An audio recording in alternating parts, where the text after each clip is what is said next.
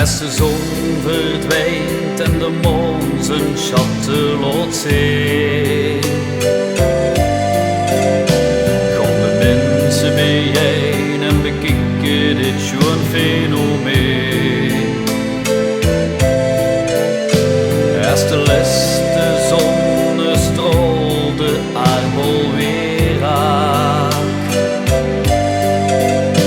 snappen ze zich weer vast en zingen ze op het gemak.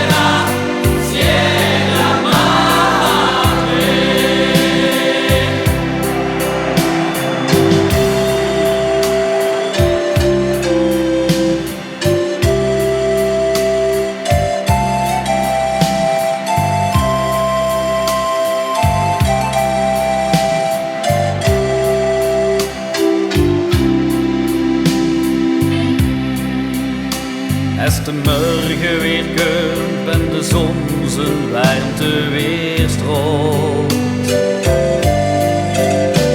de vogeltjes fluiten en de